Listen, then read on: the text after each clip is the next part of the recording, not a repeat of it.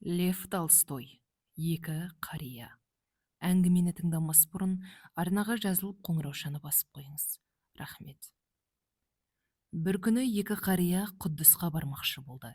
Бірі Ефим дейтін ауқатты мошық, екіншісі Елесей дейтін шаруа. Ефим өмірінде арақ ішіп темекі тартып көрмеген. Тіпті боғауыз айтпайтын. Ділі қатты, мінезі қатаң.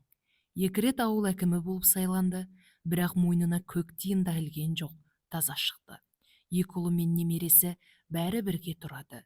Өзі еңгезердей қою қаба сақалды, кеудесі тіп-тік мошық. Елесей болса ортанқол шаруа, бұрын ұста болған, еңкейген шағында баларасын өсірумен айналысты. Мұның да екі ұлы бар. Өзі аңқылдаған ақжүрек, бұрын арақ та ішті, насыбай да иіскеді. Бірақ кісі баласына зияны жоқ. Ән айтқанды жақсы көретін, сырт тұлғасы шарға бойлы, қара торы, бұйраланған шағын ғана сақалы бар, шашатаулыдан ада нағыз жалтырбастың өзі еді. Құдысқа бірге аттанамыз деп екі қарияның уағдаласқанына көп болды. Алайда ана шаруа біресе мына шаруа шығып әбден айналшықтады. Көбіне Ефимнің мұрнына су жетпей ақ қойды. Біреуін бітсе, ертесіне екінші шаруа шығады. Енді барамыз дегенде аяқ астынан немересі үйленді, міне кеттік дегенде кенже ұлы әскерден келіп қалды. Биыл үй салуды бастап кетті. Оны көрген сайын Елесей: «Әу Тамыр, Құдысқа қашан аттанамыз? Құдайдан ұят болды ғой, мойындағы міндеттен құтылайық та», деп жағадан алғандай болды. Ефим тыржиып: «Сәл кідіре тұршы, биыл үй бастап қойып ем, ең болмаса шатырын жауып кетейін. Үй біте салысымен жолға шығамыз», деді. «Енді кейінге қалдырсақ ұят, қазір кетуіміз керек». «Дұрыс қой, бірақ бастап қойған істі аяқтамай қайтып кетемін». «Немене, аяқтайтын адам жоқ па? Балаларың бар емес пе?» «Баласы құрмағыр, ойдағыдай ете ала ма?» «Әй, ертең өліп қалсаң ше, олар сенсіз күн көре алмай ма? Өздері үйрене бергені жөн ғой». Солай, бірақ бәрі көз алдында істелгеніне не жетсін. «Әу құрдас, тірі адамның тіршілігі біте ме? Өткенде ғана мейрам қарсаңында үйді қағып сілкіп жуып шайып бір үй тілдік. Сонда келінімнің айтқаны: мейрамның келе қалғаны қандай жақсы, әйтпесе қанша әлденктенсек те мұнша шаруаны бір күнде еңсере алмас едік», деді. «Сол айтпақшы, әр нәрсенің өз уағы бар. Қуа берсең, бұл дүниенің тірлігі бітпейді», деді. Ефим ойланып қалды. «Мына үйге көп шығын кетті. Сапарға да құрғылаттан алмайсың. Қаражат керек дегендей». Елесей езу тартып: «Сен жыланба, Тамыр, сенің дәулетің менен 10 есе артық емес пе? Сөйте тұр ақша жоқ дейсің. Түгің жоқ болса, мен ақ тауып берейін», деді. Ефим мырс етіп миығынан күліп: «Қарай көр, ал қайдан таппақсың ол ақшаны», деді. «Омартамды сатам, көптен сұрап жүргендер бар еді». «Биыл омартаның түсімі мол болады. Өкініп қалмайсың ба?» «Өкініш? Жоқ, құрдас. Жасаған күнәлардан басқаға өкініп көрген жан емеспін. Иманнан артық ештеңе жоқ бұл дүниеде». Солай ғой, Тамыр. Ақшаны өзім ақтабамын, бірақ үй түскір ыбырсып қоқсып жатқанда берекең болмайды екен. Иманымыз тазарып, жанымыз жаңғырмаса, берекесіздіктің көкесі сонда болады. Ниет еттік пе, кеткеніміз жөн. Шын айтам, кетейік». Елесей ақыры досын көндірді. Ефим мың ойланып, ертесіне Елесейдіңкіне келді. «Құрдас, аттаналық. Айтқаныңның бәрі рас. Иманнан артық еш нәрсе жоқ. Аяқ қолымыз сау кезінде барып қайталық». Бір аптадан соң қариялар жолға шықты. Ефимде 300 сом бар еді, 100 сомды жолға алды да қалғанын кемпіріне қалдырды. Елесей омартасын сатып 70 сомға бағалады. Қалған 30 сомды там-тұмдап жинады. Өлсем жаназама керек болады деп кемпірінің сандыққа тыққан 20 сомын алды. Келінінің тірнектеп жиған 10 сомын және алды. Жолға шығатын күні Ефим қария түске дейін жүріп алды. Үлкен ұлына шабындықты қай жерден шабатынын, көңді қайда барып төгетінін, үйдің шатырын қайтып жабатынын тәптіштеп, қайта-қайта түсіндірумен болды. Ал Елесей пақыр: «Қожайын өздерің, нені жөн тапсаңдар, соны істейсіңдер», деді де үйімен тез қоштасты. Ауылдан ұзаған сәтте-ақ Елесей қария шаруа жайын тез ұмытты. Жолдасы досымды ренжітіп алмайын деп, әр сөзін әдеппен сабақтады. Сапардың шырқы бұзылмай тату-тәтті оралсақ еді деп Құдайдан тілеумен болды. Құддыстай емтихан тапсыратындай жадында қалған дұғаларын еске түсіріп, іштей қайталады. Әулиелердің ғұмырнамасынан да бір қайталап өтті. Жолай кездескен кісілерге инабатпен тіл қатып, жылы лебізін аямады. Сапарға шыққалы көкірегі де сергек, көңілі де қонақ. Тек бір нәрсеге ғана жігері жетпейді. Насыбай атқысы кеп, әбден қиналды. Әу баста Насыбайды тастауға ниеттеніп, шақшасын әдейі үйде қалдырған еді. Ефим болса, бос сөз сөйлемейді, бірақ жанында жадыраңқылық жоқ. Үй жайының қамы ойынан кетер емес. Ондағылар не істеп жатыр екен деп уайымдай береді. Балама ананы үйт, мынаны бүйт деп тапсыруды ұмытып кеткен жоқпын ба? Бәрін тап-тұйнақтай істеп жатырмын ба? Деп көп алаңдады. 5 аптадан соң хохолдардың еліне жетті. Бұл халықтың пейілі кең екен, екі қарияны кезек-кезек қонақ етіп сыйлаумен болды. Аттанарда дорбаларын нан мен аққа толтырды. Осылайша қос қария еш қиындық көрместен 700 шақырым жол жүрді. Бір уәлаятқа жетіп еді, жұт жайлаған аймаққа тап болды. Сатып алар нан таппады. Былтыр төк астық шықпады, бай кедейленіп, жарлы Жақыбай қайыршыға айналды, десті жұрт. Екі қария аялдамастан 10 шақырымдай жер жүрді. Бір өзеннің жағасына жетіп тынықты. Қайдан тапқаны белгісіз, Елесей қария Насыбай шығарып атпақ болды. Оны көріп Ефим: «Әй көрсоққыр, сенің Насыбай қойғаның қайда?» деп таңғалып, Елесей қойын сілтеп: «Қайтейін құрдас, жеңді мені бұл күнә, жеңді» дей берді. Сәлден соң қайтадан жолға шықты. Біраз жүрген соң үлкен бір қыстаққа келіп кірді. Күн әбден ысыған еді. Елесейдің су ішіп демалғысы келген, ал Ефимнің тоқтар түрі жоқ. Тумысынан жүріске берік еді. Оның соңынан елпеңдеп жүре беру Елесейге оңай тиген жоқ. «Су ішіп шөл бассақ қайтеді құрдас?» деді. «Ішкің келсе іш, мен шөлдеген жоқпын», деді Ефим. «Ендеше сен жүре бер, мен әне бір тамға кіріп су ішіп алайын, артыңнан қуып жетем», деді Елесей. Ефим ілгерілей берді. Елесей әлгі үйге бас сұқты. Өзі жұпыны соқпа там екен, іргесі қара балшықпен сыланғанда, төбесі әктелген. Қабырғалары кесек-кесек боп опырылып тұр, шатырының бір бүйірі қисайып кеткен. Аулада бір кісі жатыр екен. Өзі абарық, өлі тірісі белгісіз, қимылсыз. «Су ішіп шығуға бола ма?» деп еді, тіл қатқан жоқ. Үйден жылаған сәбидің үні шықты. Елесей үйге кіріп: «Қожайын!» деп дауыстады. Тым-тырыс. Есікті тықылдатып: «Ау, кім бар? Сөйлес!» деп айқайлады. Қыбыр еткен жан білінбеді. Елесей кері бұрылып, қарасын батырмақшы еді, кенет біреудің ыңырсыған үнін естіді. Байғұс-ай, бұл кім болды екен деп төргі бөлмеге аяңдады. Мұнда бір кемпір отыр екен, әбден әлсіреп, басын столға әзер сүйейді.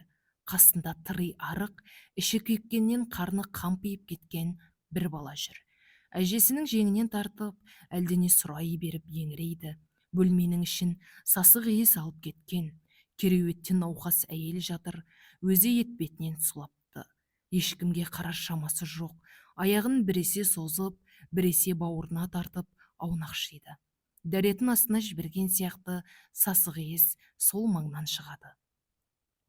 Бір кезде кемпір басын көтеріп: «Әкетайым-ау, бізде қолға ілгер ештеңе жоқ, бізді тонап күнәр қалама», деді. Елесей жақын келіп: «Мен бір құдайдың қарабет құлы едім, су ішкелі ғана бас сұқтым», деді. «Дым жоқ, қарағым, жөніңмен жүре бер». «Апырай, ең болмаса мына елдің астын тазартар сау адамда жоқ па үйлеріңде?» «Иә, ешкім жоқ. Бір адамымыз аулада өлгелі жатыр. Біз мұнда», дей беріп еді, немересі жеңінен тартқылап: «Нан берші әже, қарным ашты, нан», деп жылай бастады. Осы кезде есіктен шатқаяқтай кірген әлгі еркек жар жағалай келді де еденге қисая кетті. Тұруға шамасы жоқ. Сөзді үзіп-үзіп айтады, демалып алып, әрең жалғайды. «Аштық дейтін бір нәубет келді ғой. Өлетін болды ғой мыналар аштықтан», деп әлгі баланы иегімен нұсқаған еркек еңіреп қоя берді. Елесей қарт әрі қарай шыдай алмады, дорбасын жерге қойып, аузын шеше бастады. Нан мен пышағын шығарды, нанды кесектеп бөліп, әлгі еркекке ұсынды.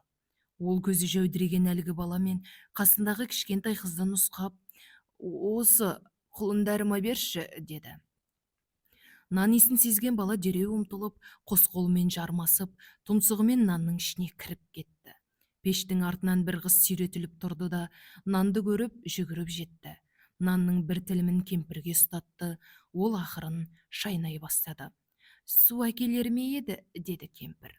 Аузым кеуіп қалыпты. Кеше су әкеле қояйыншы деп ем, жете алмай жолда қаладым. Біреу-міреу әкетпесе, шелекте сол жерде жатқан шығар. Елесей қария құдықтың қайда екенін сұрады. Кемпір түсіндірген болды. Елесей шелекті тауып су әкелді.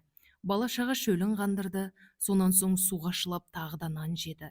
Кереуетте жатқан әйел басын көтермек түгілі есінде жиған жоқ, әлі дөңбекшумен болды. Елесей қыстақтағы дүкенге барып, тары, тұз, ұн, май алды. Үйге келген соң балтамен отын бұтарлап, пешке от жақты.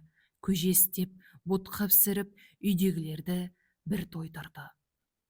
Еркек пен кемпір ептеп жүрек жалғады. Әлгі кішкентай қыз бен бала қарны тойған соң құшақтасқан күйі ұйықтап кетті.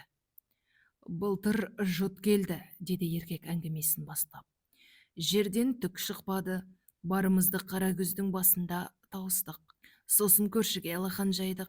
Басында ол пұл беруші еді, кейін өздері де тарықты. Бара-бара біреуден бірдеңе сұраудың өзі ұятқа айналды. Бәріне ақшалайда, ұндайда, нандайда қарызбыз. Жұмыс іздеп табылмады. Кемпір мен ана қарағайдай қыз қайыр сұрап ел кезіп кетеді. Садақа өнімсіз, сонда да ептеп нәпақа тауып жүрдік. Көктем туа жұрт садақа беруді доғарды. Бір күн нәр татсақ, 2 күн ашпыз. Лашсыздан шөп жеуге көшіп едік. Сол шөптен бе, әлде басқа бірдеңе ме, анау әйеліме бір бәле жабысты. Төсек тартып жатып қалды. Ал мен қозғаларлық әлім жоқ. Жалғыз мен ғана ма? Деді кемпір әңгімеге араласып.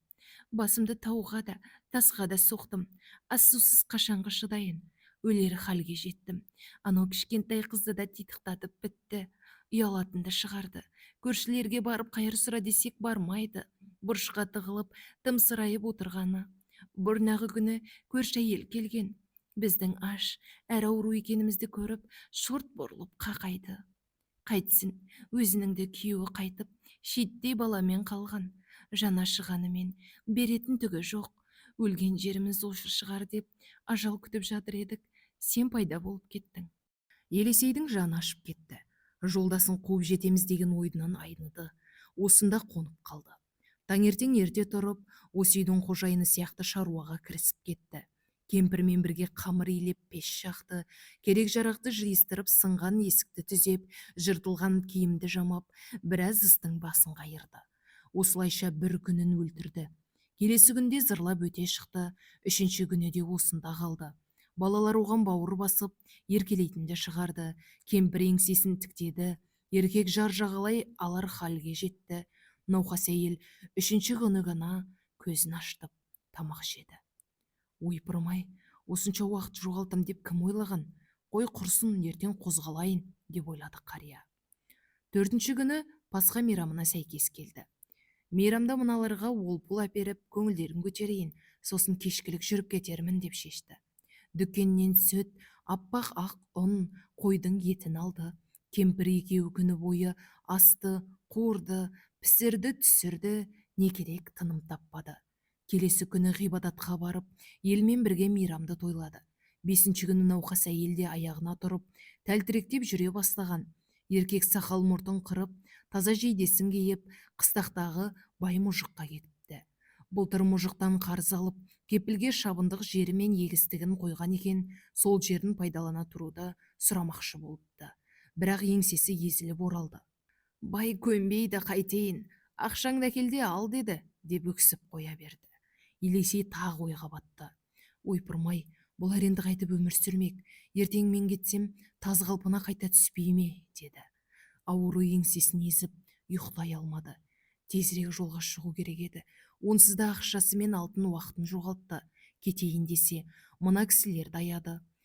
Бір тілім нан үлестірсем жетпей ме деп едім, қарасай шақыры не болған. ендігі шабындығы мен егістік жерін сатып әпер. Егістігін әперген соң балаларға сүт болған сауын сиыр, ана еркекке бау таситын ат сатып әпер. Әй сорғалың Елисей, ай, шырмалған жерің осы шығар. Түпкі ойыңның қазығынан айырылған соң түк түсінуден қалдың ғой, деді өз-өзіне.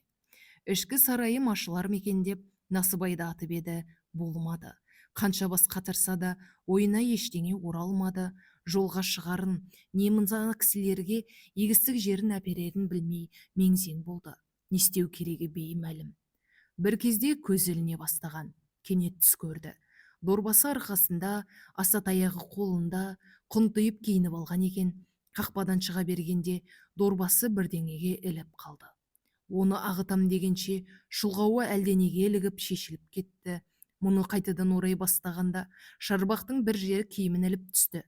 Кенет кішкентай қыз етігіне жармасып, «Ата-анам берші» деп шырылдады. Аяғына көзі түсіп кетіп еді, шұлғауына ер бала жабысып жібермеді. Терезеден кемпір мен үй иесі мөлиіп қарап тұрды. Елисей шошып оянды. Күбірлеп сөйлеп, ертең шабындығында егістігінде әперем. Атта сауын сиырды әперем. Жаңа астыққа дейін жетерлік ұнды да сәтіп әперем. Әйтпесе жер асып, жиған кезіп, қайсаны іздеймін деп жүргенде жүрегімді өлтіріп алармын. Алдымен мына байқұстарды аяғына тұрғызайын. Мен кетсем аштан қырылар, ал Құттыз ешқайда қашпайды. Кейінде баруға болады, деді. Таңертең ерте тұрды, баймұжыққа барып, егістік жерін қайтадан сатып алды. Шабындықтың да ақшасын төледі. Дүкеннен шалғы орақ алды.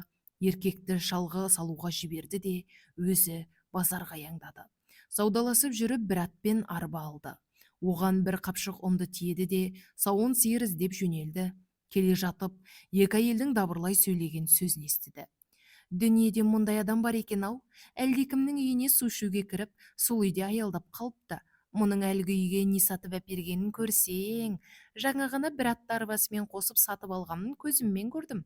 Мұндай адам бұл заманда жоқ қой, жоқ, әулие шығар өзі, десті. Елисей өзін мақтап келе жатқандарын білді. Ұнжырғасы түсіп кетті.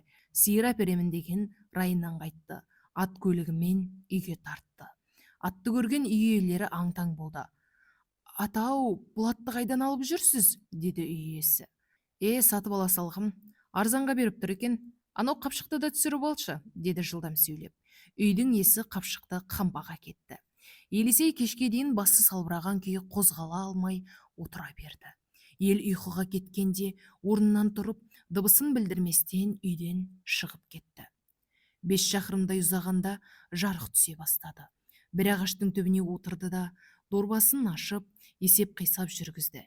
Санаса 17 сом 20 тиыны ғана қалыпты. Жә, бұны мен Құттызға жете алмаспын. Жол жөнекей қайыр сұрасам, күнәм тіпті көбейтіп аламын. Ефим досым өзі-ақ жетіп мен ішінде дұға қылар. Ерім мойнында қылархан шірімес деген. Аман болсам келер жылы барармын деп ойлады. Орнынан тұрып, дорбасын ырғап-ырғап алды да кейін қайтты. Таныс біреу-міреу көріп қалар деп қыстағына ұрлана кірді. Үй іші оның аман-сау оралғанына мәз болып жатты. «Иә, неге ерте қайттың?» деп сұрақты да қарша боратты. Елисей басын көтерместен, Құдай қаламады-ау, жол үстінде ақшамды жоғалттым, құрдасымнан да көз жазып қалдым. Құдай-ақ кешіре көріңдер», деді. Ауысқан ақшаны кемпіріне ұстатты. Үй жайының жағдайын сұрап еді. Құдайға шүкір, бәрі жақсы екен. Шаруасы тап-тұйнақтай, ойға алған істері орындалған. Ауыз біршілікте тату тәтті тіршілік етіп жатты. Баяғы Ефим қария су ішуге кеткен жосын жол бойы күтумен болды. Арасында көзіліп алды. Одан оянып тағы біраз күтті. Жолдасы жоқ. Көзім ілініп кеткенде жанымнан байқамай өтіп кеткен жоқ беген деп ойлады. Ілгері жүре берейін, қоналқада бас қосармыз, деді өзіне. Үлкен бір ауылға жетіп, осындайда бір шал келе қалса, мен түскен үйге ертіп әкеліңдер деп өтініш жасады. Бірақ құрдасы келмеді. Ертесі жолға шықты. Көрінген жұрттан «Жалтырбас шал көрмедіңдер ме?» деп сұраумен болды. Ешкім көрмепті, хабар ошар жоқ. Бәлкім Одессада кеме үстінде жолып қалармыз деп өзін жұбатты да ілгерілей берді. Одессаға жеткен соң 3 тәулік бойы кеме күтті. Мұнда да Елисей досын іздеумен болды. Бірақ естіген көрген ешкім болмады. Кемеге мінген соң да жан жағына қараумен жүрді. 10 күн дегенде кеме Яфа қаласына жетті. Құддысқа дейінгі 70 шақырым жерді жаяу басуы керек. 3-ші күн дегенде бұлар түске таман Құддысқа келіп кірді. Орыс қонақ үйіне тоқтап билетін тіркетті де ас су ішіп киелі орындарды аралауға шықты. Әуелі Ғайса пайғамбардың табыты тұрған жерге келді. Халық лық толы. Тығылысып кіре алмай жатыр екен. Басындағы бұлаққа жуынып шайынып тазаланып алды. Кешкі ғибадаттан таңғы мінәжатқа дейін сонда болды. Түнімен дұға оқып, әулиелер мен марқұм әруақтардың рухына рахым тіледі. Ертесіне күнәдан қашып осы жерге тығылған мысырлық Мәрияның құжырасына бас сұқты. Ыбырайым пайғамбар мен оның ұлы Ысқақтың жүріп өткен іздерін сүйді. Мәриянаның үйі бар екен, оны да тәуап етті. Жақыптың ғибадатханасына барып, бір күн түнеді. Сосын қонақ үйге оралып, жақсылап ауқаттамды, көзі іліндіріп, енді ұйықтай бергенде, ойбай ұрлап кетті деген дауыстан оянды. Қағып кетті, ақша толы әмияным жоқ, ішінде 23 сомым бар еді деп бір мұжық жылап қоя берді. Ефим түнімен ұйықтай алмады, бір күнәһар ойы арбады да қойды. Адамдармен сығылысып жүргенде менің де ақшамды ұрлап кетпес пе екен деп ойымдады. Ертесіне Ғайса пайғамбардың аяқ қолын кергі ағашқа қаққан жерге барды. Пайғамбардың қаны тамған жерді қолымен сипалады. 7 қабат жер астына түпсіз тұңғиыққа дейін созылған қара құрдым шыңырау тесікте көрді. Жұрт, бұл тесік тозақпен жалғанған екен десіп жатты. Адам атаның табытын көріп тәуап етті. Мұнан соң басына тікенек тәж кигенде Ғайса пайғамбар отырған қара тастың қасына келді. Пайғамбарды сабаған кезде оны байлап қойып ұрған бағанды да құшақтады. Сонан соң Ғайсаның табыты қалған үңгірдің ішіне кірді. Адамдары иық тіресіп сығылысып кетті. Топырласқан сайын Ефимнің көңілі уайым биледі. Әмияным орнында мекендеп қайта-қайта сипақтай берді. Барынша жұрттан шеткері тұруға тырысты. Жұрт жаратқанға жалбарынып дұға оқып жатқанда Ефим қарсы алдындағы шамдал жағылған жаққа қарап тұрды. Кенет үстінде шұға шекпені бар, басы айнадай жалтыраған бір шал тұр. Елесейден аумайды. Шабындалдардың дәл түбінде елдің ең алдына жайғасқан. Ойпыр-ай, Елесейден аумайды екен, деді ол. Бірақ ол қалай үлгермек деп іле күмәнданды. Менен бұрын қайдан келсін, озып кетуі мүмкін емес, ал біздің кемеде ол сірә болған жоқ. Осылай ойлай бергені сол еді, әлгі шал мінәжат етіп, екі жағына бірдей тақсым етті. Әсіресе шал оң жағына бойын бұрған сәтінде Ефим оны жазбай таныды. Иә, Елесей шалдың нақ өзі. Анау бүйірланған қара қоңыр сақал, самайындағы аппақ қасы да, көзі де, мұрны да, барша кескін келбет соныкі. Жолдасын тапқанға Ефим қатты қуанды. Апырмай, қалайша мені бұрын келдегені деп аң-таң болды. Әй, Елесей ерім-ай деп мәз болды. Қалайша суырылып ілгері кеткен, шамасы жөн білетін біреуге жолыққан ғой. Оны алдындағы жаққа тұрғызғанда сол кісі болар. Оны шығар жерден тауып алайын. Бәлкім ол мені де алдыңғы қатарға апарар. Ефим әлгі шағылды көзінен таса етпеді. Мінәжат бітіп, халық сыртқа беттеді. Итерісіп, сығылысып, іргелі ұмтылғанда, Ефим тағы да әмиянымды біреу қағып кеткен жоқ па екен деген үрейден зәресі ұшты. Әмиянын тасқып ұстап, сыртқа әрең сытылып шықты. Бірақ жолдасынан көз жасып қалды. Енді Елесейді іздеп, шарқ ұрмаған жері қалмады. Келесі күні үңгірге тағы барды. Алдыңғы қатарға қарап еді, Ғайсаның табытының тап қасында Елесей құрдасын көрді. Тақырбасы айнадай жарқырап тұр. Қап білем, бүгін жібере қоймаспын деді ішінен. Жұртты итермелеп іргелер шыжыған. Өліп талып жетсе, Елесей жоқ. Шамасы шығып кеткен секілді. Үшінші күні келсе, пайғамбардың табытының қасында, ең киелі орында, қалың елдің көз алдында екі қолын екі жаққа жайып жіберіп, тағы да Елесей тұр. Тақырбасы жалтырап, шапақ шашады. Енді айырылсам ба сенен, шығар ауызға барып тұрып салайын, сол жерден қайткенде де ұшырасармыз деп ойлады. Ефим сыртқа шығып, әрі-бері күтті, түс ауып, бүкіл жамағат тарады. Елесей жоқ. Ефим қария Құддысты алтапта кезді. Киелі мекеннің бәрін аралады. Өлсем осыны кигізіп жерлер деп жаңадан жейде сатып алды. Оған Ғайсаның мөрін басқызды. Сонсоң шөлмек құтыларға толтырып, Иорданның суын, киелі орындардың топырағын алды. Түрлі дұғалар жазған тұмарлар сатып алды. Барақшасын жұмсап біткесін, елге аман сау жетсек жарар еді деп үйіне аяңдады. Жол бойы үйдегілер қайтып тірлік қылып жатыр екен деп әрнені уайымдаумен болды. Бір кезде Елисеймен айырылысқан жерге кеп жетті. Жұрт адам танымастай өзгерген. Былтыр шерге ас таппай қақсып отырған халық бүгінде күйленген, егін бітік шығыпты. Жұрттың еңсесі көтеріліп, қайғы қасірет ұмытыла бастаған. Бір үйдің тасасына жас қыз жүгіріп шығып, атай, атай деймін, біздің үйге жүріңіз деп қиылды. Ефим жүре бермекші еді, қыз бала жіберер емес. Етегіне жабысып, үйге сүйрей жөнелді. Есік алдына бала көтерген бір әйел шығып, келіңіз атай, ас ішіп ауқаттанып қонып шығарсыз, деді өтініп. Ефим амалсыз кірді. Айтпақшы, деп ойлады ол. Елисей қарттың хабарын сұрайыншы, ұмытпасам су ішіп шығуға былтыр осы табиге бас сұққан еді. Әйел оның арқасындағы дорбасын алып дастарханға отырғызды. Сүт әкелді, ішіне ақ ірімшік салған самса мен ботқа қойды. Қария: келін, дәм тұзыңа ризамын. Мен Құдыс шаһарынан келемін. Бізді сыйласаң, мол сауапқа кенелесің, деді. Атау, біз барлық жолаушыға ізет көрсетуді өзімізге борыш етіп алдық. Өйткені бізге қалай өмір сүру керегін бір жолаушы үйретті. Оған дейін Құдайды ұмытып, ел қатарлы өмір сүріп жатыр едік. Жаппарқақ сол үшін қаһарын тігіп қатты жазалады. Бәріміз өлім халіне душар болдық. Өткен жазда өзі жарылқап, мына сізге ұқсаған бір қарияны тап келтірді. Ол су ішіп шыққалы келіп еді, өлгелі жатқан бізді көріп аяп, осында аялдап қалды. Ішкізді, жегізді, аяғымызға тұрғызды. Тіпті сатылып кеткен жерімізді қайтарып, ат пен арбада сатып әперді. Сөйтті де бір күні өзі жоқ болып кетті, деді әйел. Осы кезде үйге кемпір кіріп еді, әйелдің сөзін бөліп: иә, өзімізде білмей қалдық. Адам ба, періште ме, бәрімізді жақсы көрді, бірдей мейірімін төкті. Сөйтті де кім екенін айтпастан жоқ болды да кетті.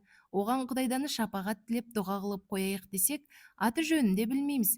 Кескін әлі күнге көз алдымызда, қарапайым ғана жалтырбас, шарға бойлы шал, деді. Онан соң сөзге кішкентай қыз араласты. Бәрі әлгі шалдың не айтқанын, не істеп не қойғанын естеріне түсірісті. Түнде отағасы келген, ол да Елисей жайлы ауыз жимастан айта берді. Ол келмегенде өз күнімізге өзіміз көміліп өлетін едік қой. Өмірден күдер үзіп, Құдайға да адамға да әбден ыза болып, күйінішпен кеткелі жатқанбыз. Ол қайта тірілткендей болды. Соның арқасында Құдайдың бар екенін білдік.